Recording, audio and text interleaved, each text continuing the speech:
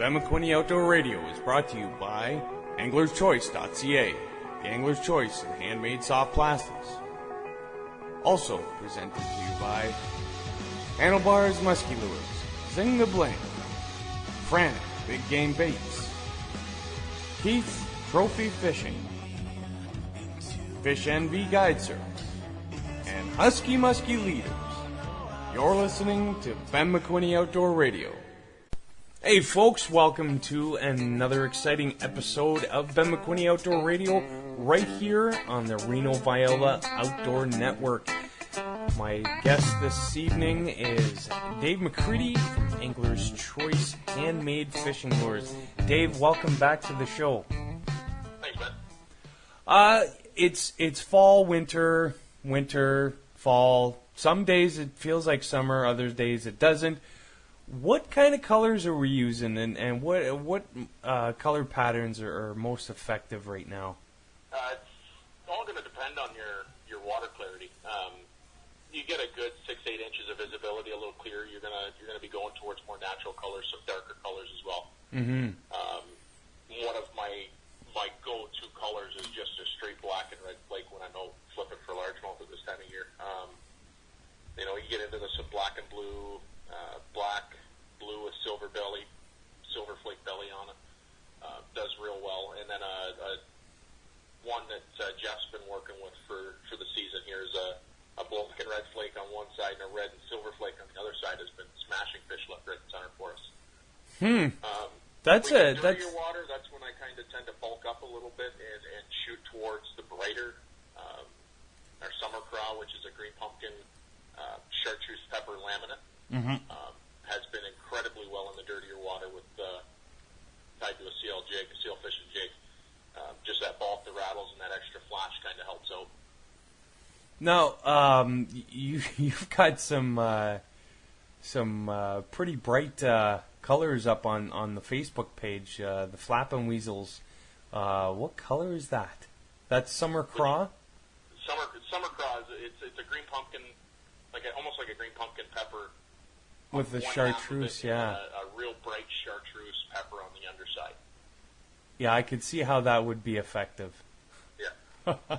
Really bright on one side and natural on the other. And because of the amount of sunlight that we have now and the cloudy to sunny days, a darker profile is usually a better idea on a bait than, say, a natural color. Like, you want that presence to be there, so having a darker profiled bait or a darker colored bait is a better idea. I find it's more tied to water clarity at this time of year. Yeah, because of the wind. Or light. Like usually, like I said, I prefer 6-8 inches of visibility. It's just we're fishing super shallow, 2-3 feet deep max, and when you get too clear where you can see bottom in 3 feet of water, you tend to spook fish a little more. Yeah. Especially if you get a clear day, because then they're right tight to the cover, and you got to stay right off of it when you're trying to catch them. Mm-hmm. Mm-hmm. You wind up spooking them like crazy. I prefer an overcast day with a little murkier water. It lets you get right up tight, and they're out in the open in the pencil reeds, and it's a real super fun way to catch them. Nice. But again, like I said, you get clear water, that's where your more natural green pumpkins, watermelons kind of come into play. Yeah. When we get into the murkier water that I tend to like to fish, you get your black, blue, black and red flake, the laminate, the real dark laminate colors. They just tend to work really well. The Wally minnows, are they effective this time of year? For walleye. Just straight up walleye, eh? The bass aren't really interested. Walleye, yes, incredibly effective on the St. Clair River system. And what colors are we using then this time of year for that sort of presentation? Melons, kind of like your bait fish imitations, your laminates, black, silver flake. Mackerel's been an incredibly effective color. Just more your dark back, lighter belly.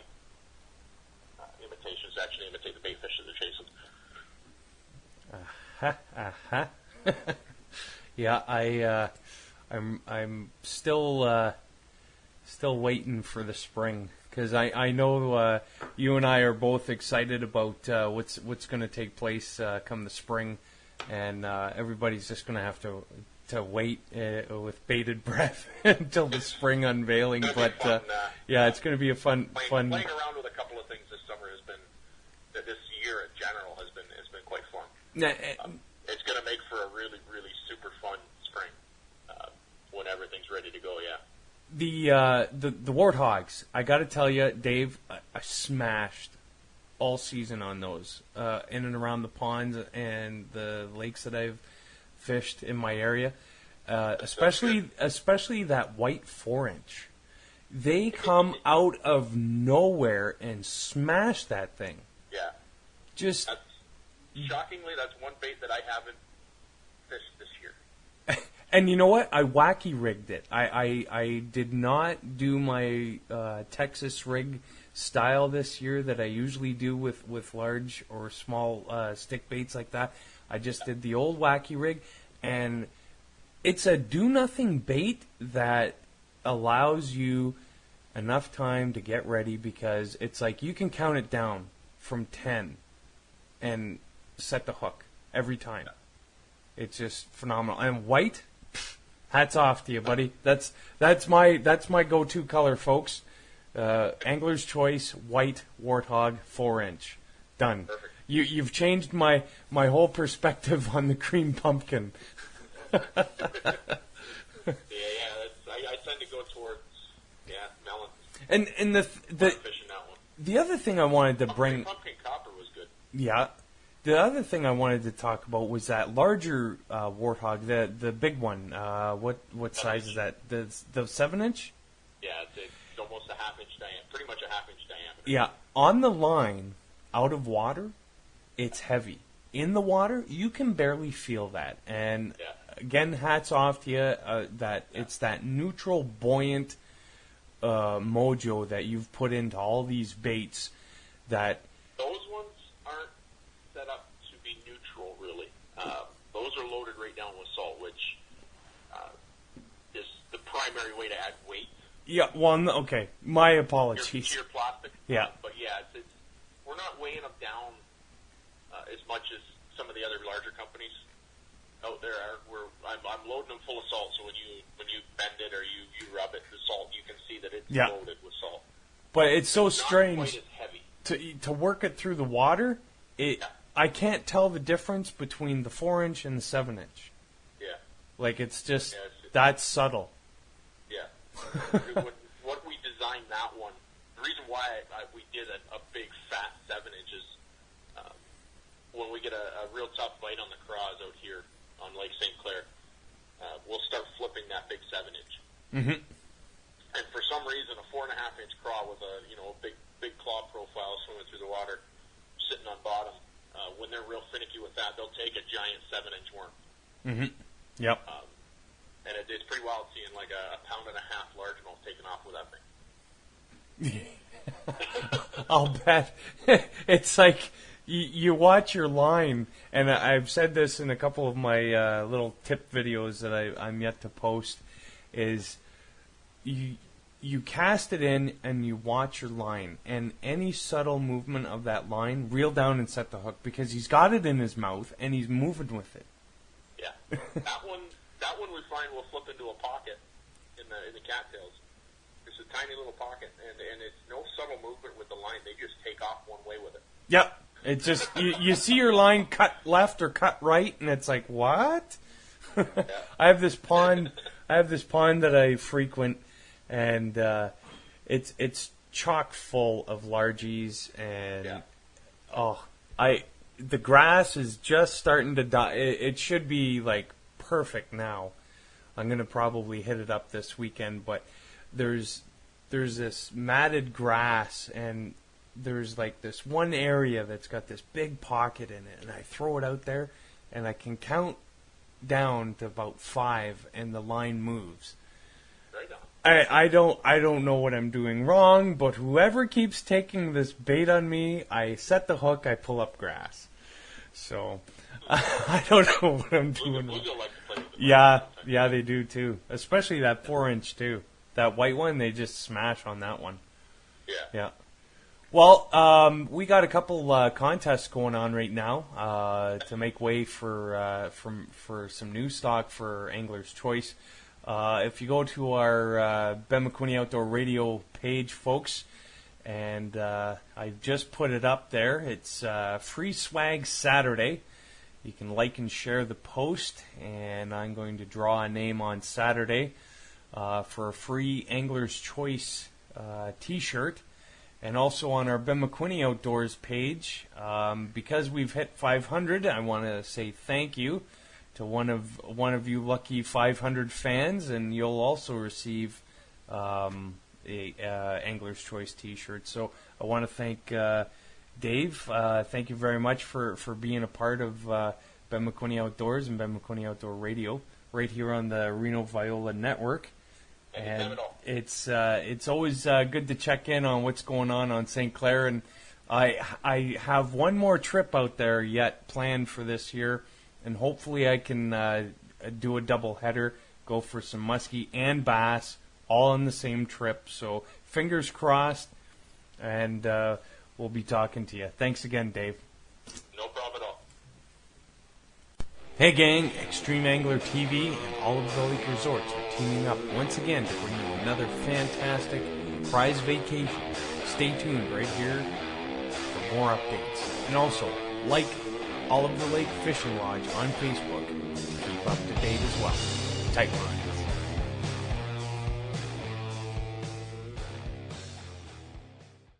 Ben McQuinney Outdoor Radio is brought to you by AnglersChoice.ca. The Angler's Choice in handmade soft plastics. Also presented to you by Handlebars Musky Lures, Zing the Bling, Frantic Big Game Baits, Keith's Trophy Fishing, Fish NV Guide Service, and Husky Musky Leaders. You're listening to Ben McQuinney Outdoor Radio.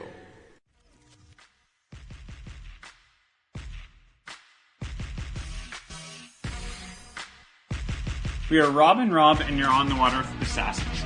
Late fall can be hard to find enjoyable time out on the water, and for some, the gear is starting to be stored away. What do you do to pass the time between now and the ice? For us, things stay just as busy as we start to prepare and plan for what lies ahead. The ice season for us means business time, with an unpredictable time frame that changes year in year out. Take a day or two and pull all the ice gear out. Do an inventory of what's left over from last year. See what tackle might need attention or replacement. Make sure that everything is in working order and good to go. Use this downtime to pay a visit to your favorite tackle store or browse online for some new toys. You have the time now. Get ready and don't waste a day when the first ice gets out. Those few slow weeks are also used to do some research and learn about new techniques and trends. Plan your big adventures and set goals of what you want to accomplish during the coming season. Being ready, fully prepared, and having a solid plan will ultimately take your game to the next level. The ice is coming, so make sure to get all the prep work out of the way now. So once safe ice is reached, you can start punching holes while others are still looking for their winter boots. Until next time on the water with the Assassins, right here on Ben McQuinney Outdoors. Tight lines. Welcome back, folks. Next guest up, Mr. Dave Chong. Dave, welcome back. Thanks, Ben. Glad to be back. Well, you've been attending these meetings for the Toronto waterfront goings on, and how they're going to open up the waterfront and make it more angler friendly, so to speak, and a more communal area for everyone involved. Can you enlighten us on what's going on there? Because I know this is a topic that's... that's... following, the sort of urban fishing aspect of things in the GTA will obviously know about the battles we've had with the Metro Police and the city, and we've made huge strides as far as improving that. I mean, I'm trying to think. These years fly by so quickly, so it would have been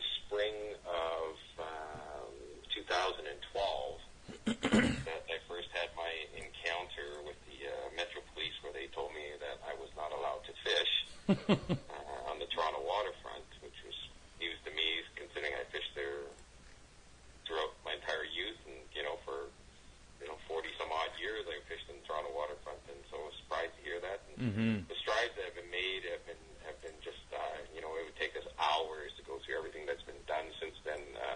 There's been some people who really stepped up and played a big part in it. Councillor Paula Fletcher, who tabled the gone fishing motion at the Toronto Council and got that passed. Basically, and I'm not going to get really technical about a lot of these things and explain everything in what I like to deal with things in nice layman's terms and stuff like that. But basically, her motion pretty well guarantee that anywhere where it's public land, city-owned land, and as long as it's not endangering anybody, we should be allowed to fish there. Absolutely. Like, why take away something that's already been there in place for decades? Just because some people don't like it. It was a misinterpretation, really, of the of the harbor bylaws that led to the issues that we had. And you know what? And I understand where the bylaws came from back in the days when there was a lot more boats unloading there, and there were people who actually would go down to the waterfront and fish to put food on the table for their families. So there was usually ended up being some conflict, between these different factions, and we really don't have that anymore. And as long as you're not doing anything really silly like fishing in the middle of a navigable waterway, there's no reason why you shouldn't be able to fish on public land. Yeah, and my take on things, anyways. Like I said, as long as, of course, you just got to be smart about things. If, for instance, let's say, it's in the middle of the summer, and there's hundreds of thousands of people on the waterfront, and it's crowded as all heck. Probably whipping a lure around with treble hooks on it around those people is not the brightest or safest thing to do. So if we fish responsibly and are smart about things, there really shouldn't be any issues and shouldn't be any problems out there. 100% agreed. My biggest peeve in my area, in the KW area, is the Grand River Conservation Authority has these lovely little parks, and some of them have ponds in which the local Kitchener-Cambridge Bassmasters have overseen the stocking program for these ponds. The problem I'm having is the dog walkers. There's signs posted all over the GRCA stating dogs to be on leashes at all times. And we all been there. We're minding our own business, chasing after our own little green fish, when along comes Cuddles, tromping through the bush and sticks her nose in your tackle box, and it's like, and then they look at you like you're a horrible person because their dog now has a treble hook hanging from their snout. And whose fault is that? Mine for fishing in an area where it's allowed, or theirs for not having their dog on a leash? Unfortunately, there's a saying that goes around that's been going around with a lot of people, and you know what? Common sense is not so common out there sometimes. Nope. And that's all it is. And I mean, being a pet owner and being a dog owner, we always walk our dog on their leashes. We do in where I live up in Aurora, we do actually have a off leash area where people can take their dogs and let them run free. And you know what? Even so, we tend ourselves, we don't. That's our choice. We don't go to those areas because you never know what they pick up from other dogs, and we can only control what we can control, and we can control it best by keeping our dog on a leash. And unfortunately, I hate to see that, being a pet owner and a lover. I hate to see that, but you know what? It ultimately is the responsibility of the owner. Yeah. That the dog not be running loose like that. Yeah, exactly. And I just keep my mouth shut and keep fishing.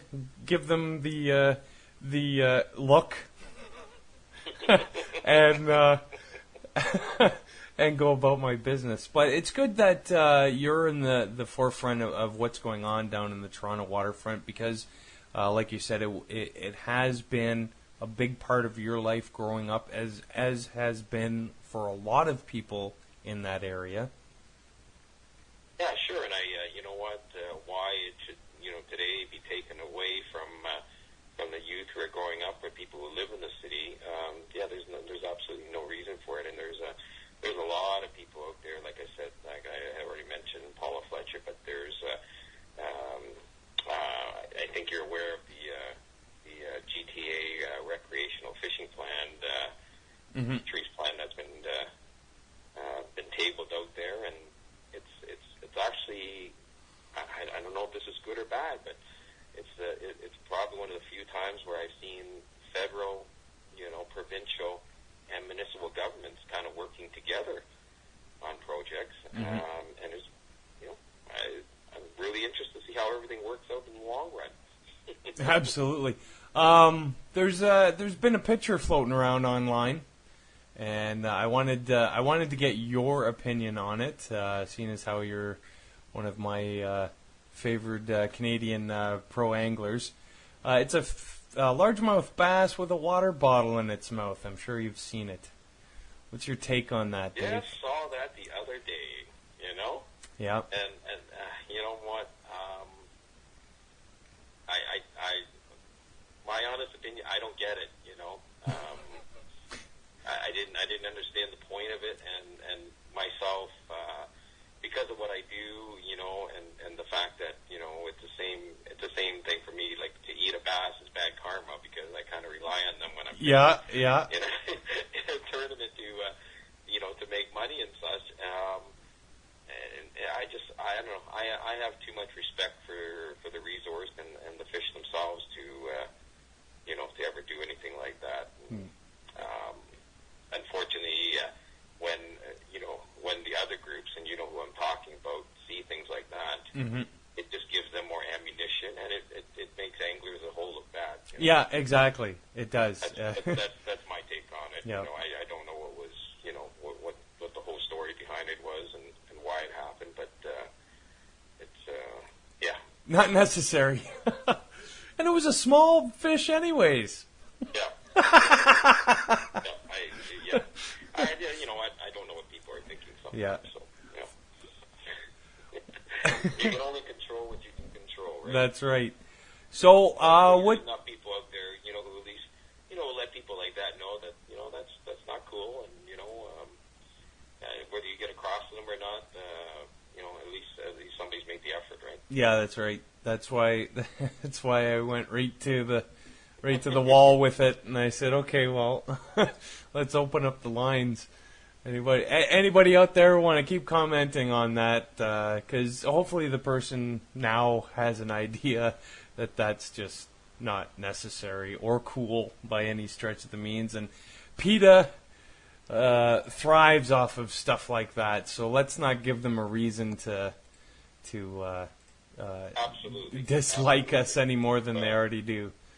Yeah, and like I said, you don't know what people are thinking. Yeah. Maybe somebody thought it was funny or something like that. But you know what? You live with a living creature. Yeah. And you got it. And like I said, being a fisherman and being an outdoorsman, same with hopefully most fishermen out there and most hunters out there, you got to treat the resource with respect. Yeah, exactly. And that is it in a nutshell. Whether you're hunting or fishing, all God's creatures deserve the same amount of respect, dead or alive.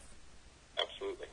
So, but keep us posted with the goings-on of the Toronto waterfront. Unfortunately, most of the meetings have already ended. I think actually the last one was last Tuesday, but there has been across the GTA here. There's been over the last month or so. There's been 5 different meetings, and some have been well attended. I know the one I went to at Metro Hall in Toronto was very well attended, and I understand the one out in Mississauga, which was held this past Tuesday, was well attended.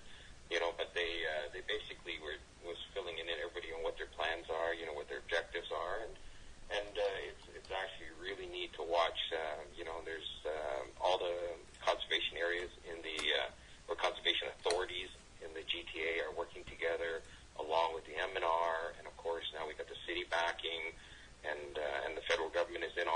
and everybody's working together to promote, responsible recreational fishing, and hopefully improving opportunities and improving accessibility.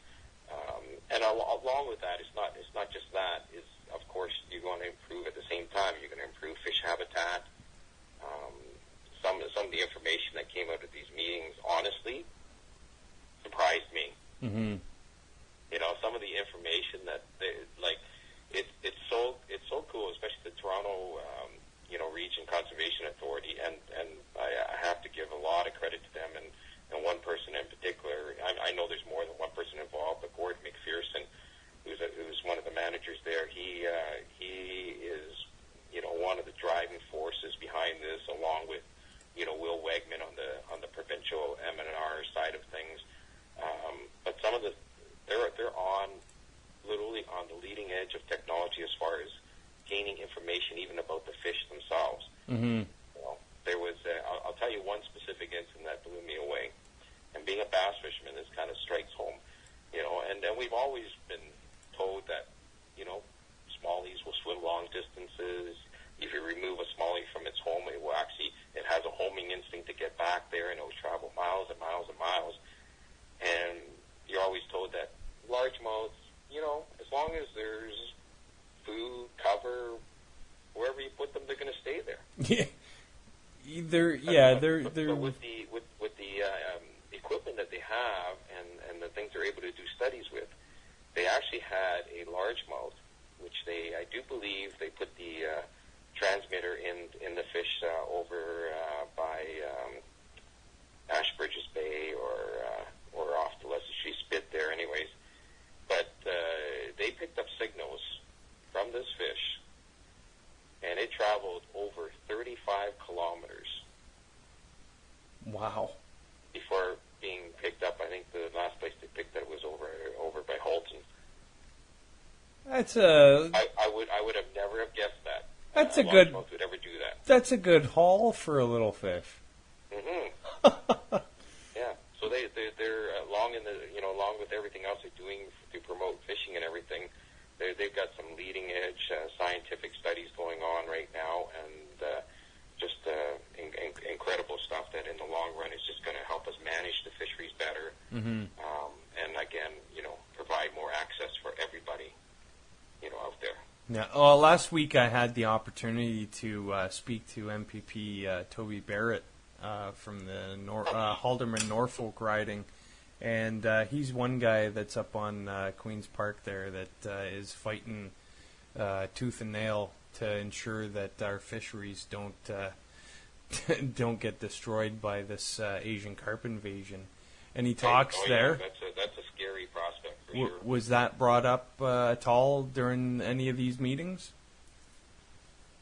Yes, it was actually. I know we talked about it at the Toronto one, and there wasn't. I wouldn't say there was any new information other than, as you're well aware, that there does seem to be a population of grass carp that's already established itself in the Great Lakes, and although it is probably the least worrisome of the three species that are out there, the silver and the bighead, are the other two.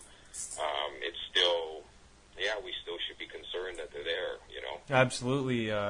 Silvers and the bigheads ever get into the Great Lakes. I don't even want to think what might happen. So I know they're doing everything they possibly can to prevent this. But I will, we won't know until the long run what happens. Yeah. Unfortunately, eh? Yeah. That's usually the scary case. Because we do enjoy such great fisheries up here. That to lose it, and unfortunately, if we lose it, it was actually caused by man, anyways. Because they brought these other invasive species over. It's kind of sad, but people have to look where the responsibility for this happening really falls, and sometimes man's his own worst enemy. Well, when I think of the Asian carp problem, I look at this one picture, and it has the the human evolution chain, and it has a guy in a shirt and a tie with a briefcase walking the other way saying, just turn around, we've screwed it all up. So hopefully we don't get to that point. Yeah. Yeah, I mean, it's, usually when these things happen, it's often done with the best intention. Absolutely, yeah. But often somebody has overlooked, possible side effects of what you're doing and the ramifications in the long run. What happens, but we have, unfortunately, in North America, we have a history of doing that. When sometimes it's things are best left to Mother Nature. Mm-hmm. Yep. Because these carp were, a lot of them were brought over. Well, some were brought over to farm, and some were brought over to help control vegetation down there. Yep. That's the reasoning for the grass carp, especially, was for the vegetation for the catfish farms. When you, if you want to dig and delve, and we're being really, take a real close look at this.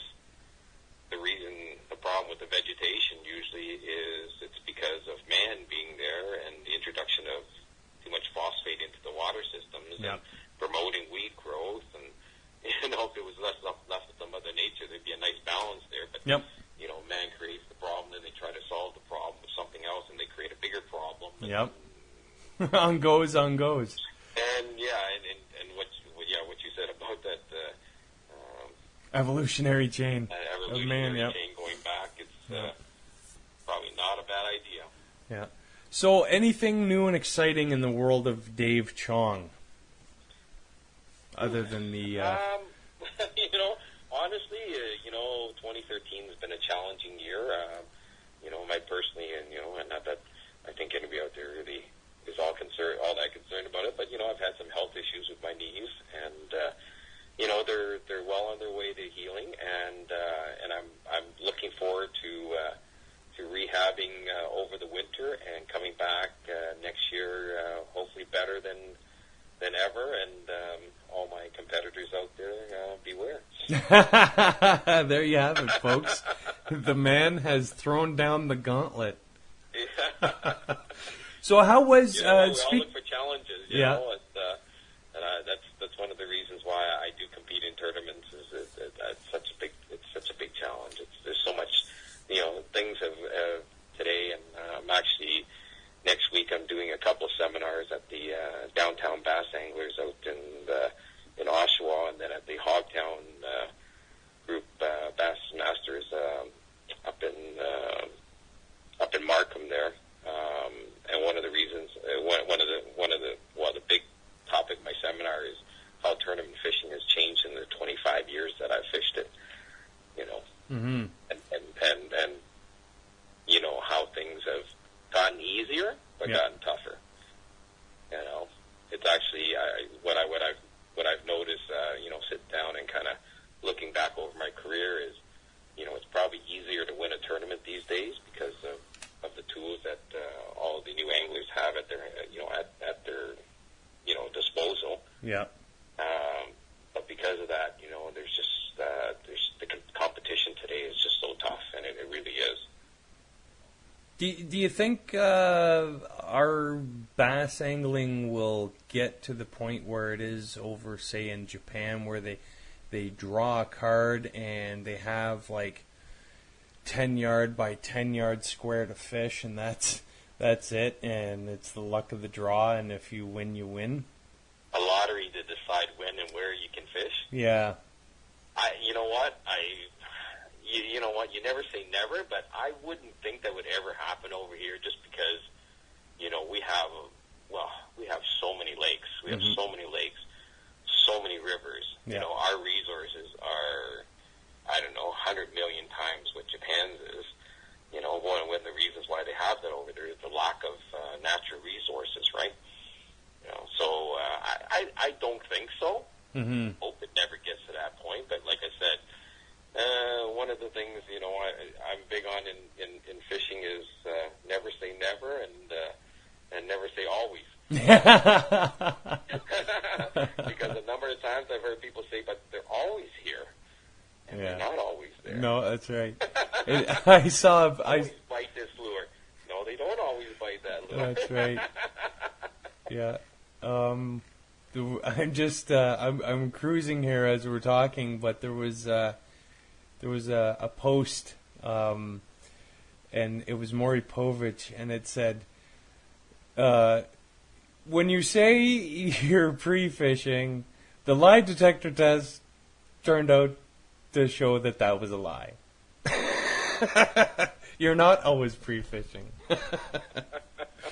Yeah. And this is from who?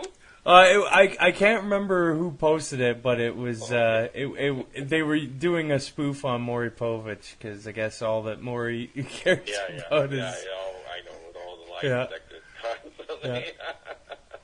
Yeah.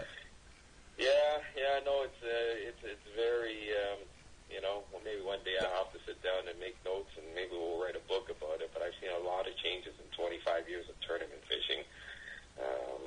And, some good, some bad, Here it is. But you just gotta, gotta kind of roll with the punches and evolve, and I just, myself, as long as I feel I can be competitive, and there are some examples out there. I know only recently, the last couple of years, there's some anglers out there like Steve Clapper, who, I was always amazed how he can keep going, and there's actually down on the St. Lawrence River where luckily I'll be able to go compete next year during the Eastern Divisionals again for the provincial team for the CBAF. Nice. But down that way, Dick Garlock, I'm not sure if for guys who are really into tournament fishing, he is a legend. Dick is well into. If I'm not mistaken, I hope I don't screw up his age, but I know he's in his 80s, and he's actually still a member of one of our CBF clubs out in the out east there, the Avid Bass Anglers, and he is still extremely competitive out there. Mm-hmm. And that's my goal, to be fishing tournaments when I'm 80-something years old. in your chin strap operated wheelchair.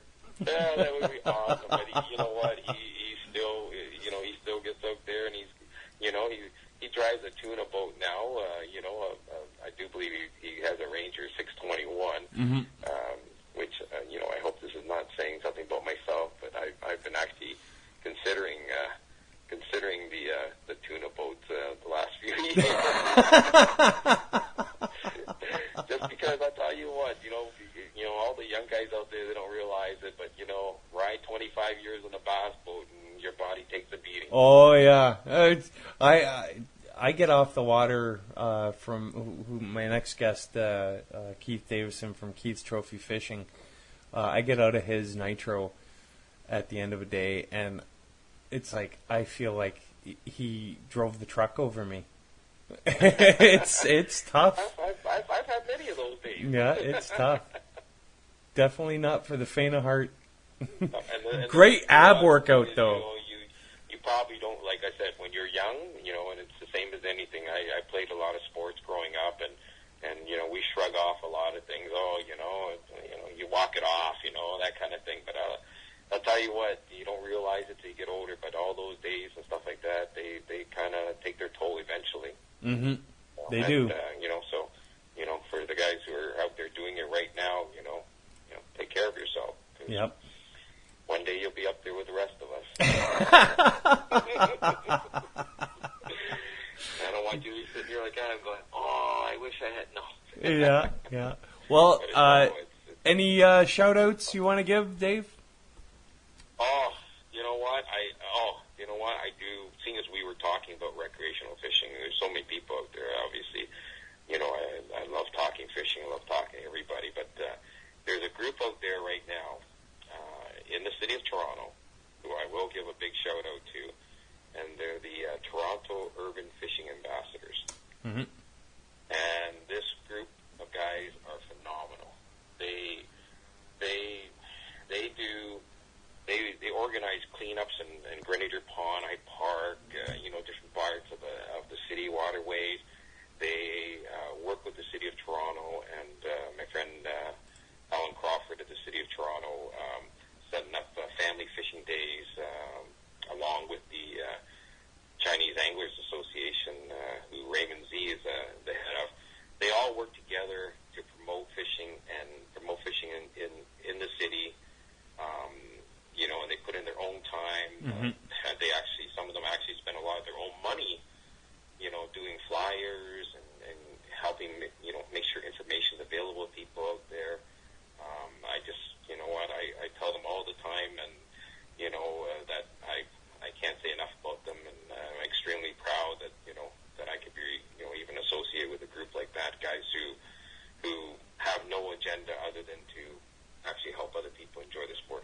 Absolutely, 100%. So, There you go, folks, and you can find them on Facebook. It is a open group, Toronto Urban Fishing Ambassadors. If you're living in the GTA area and want to help out, join the group, get some information, and be part of this. Because they have their own website. It's called TorontoUrbanFishing.com. Yep. The other website that people might take note of is actually the part of the Toronto Region Conservation Authority's website. If you're interested in the recreational fisheries plan, it's called aquatichabitat.ca, and all the information about the water, GTA waterfront urban recreational fisheries plan is on there, and it's constantly updated with new information as things come through. So if you are interested in that, that's a great place to go get to look at it and get yourself up to speed on what's going on out there. Mm-hmm. And you know what? It's coming to the end of the year. We'll be looking at ice hopefully soon, and we got to get geared up for that. Got to dig out some more equipment and some more heavy clothes. Well, there you go. All right. Well, Dave, thank you very much for your time on this close-to-home topic of the Toronto waterfront fishing. Oh, my pleasure, Ben. It's always I always enjoy coming on and talking to you. And these are important topics that we have to deal with. Absolutely, 100%. Yeah. All right. If I don't see you in the fall, I'll see you in the spring at the show. Sure. All right, Dave. Thank you. Thanks again. Ben McQuinney Outdoor Radio is brought to you by AnglersChoice.ca, the Angler's Choice in handmade soft plastics. Also presented to you by Handlebars Musky Lures, Zing the Bling, Frantic Big Game Baits, Keith's Trophy Fishing, Fish NV Guide Service, and Husky Musky Leaders. You're listening to Ben McQuinney Outdoor Radio. I'd say so. Fucking awesome. Let's look at see how well